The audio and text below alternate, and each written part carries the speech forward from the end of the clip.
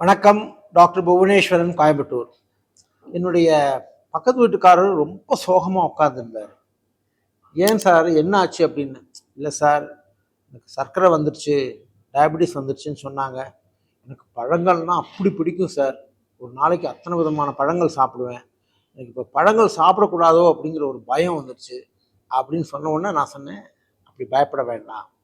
சர்க்கரை நோய்க்கு சில பழங்கள் கண்டிப்பாக ஒத்துக்காது. அதை சாப்பிட்டீங்கன்னா சர்க்கரை எக்கச்சக்கமாக அதிகமாகும் அப்படிங்கிறது உண்மை. பலாப்பழம், மாம்பழம், இந்த மாதிரி அல்லது பழுத்த வாழைப்பழம் இதெல்லாம் பொதுவாக ஒத்துக்காது.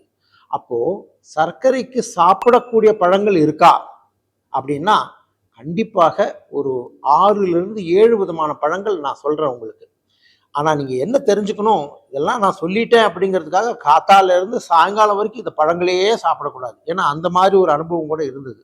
ஒரு சமயம் எனக்கு தெரிஞ்ச ஒரு ஒரு அம்மாட்ட பப்பாளி பழம் சாப்பிட்லாங்கன்னு சொன்னேன்.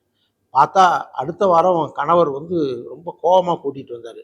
நீங்கள் சொன்னாலும் சொன்னீங்க சார், காத்தாலேருந்து சாயங்காலம் வரைக்கும் இந்த அம்மா பப்பாளி பழமாக சாப்பிடுது, ரத்தத்தில் சர்க்கரை பார்த்தீங்கன்னா 400.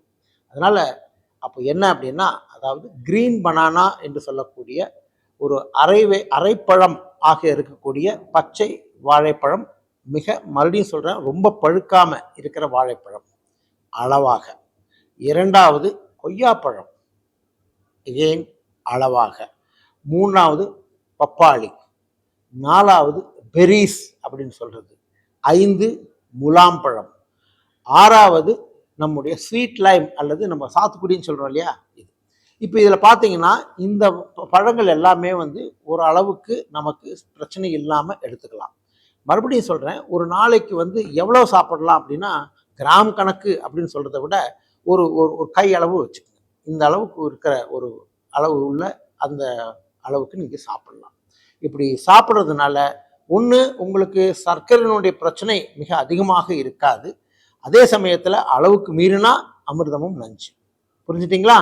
அதனால் சர்க்கரை நோய் வந்துடுச்சே, பழங்கள் சாப்பிட முடியலையே என்கின்ற பயத்தையும் ஏக்கத்தையும் விடுங்கள். ஆனால் அளவோடு சாப்பிடுங்க. வாழ்க வளமுடன்.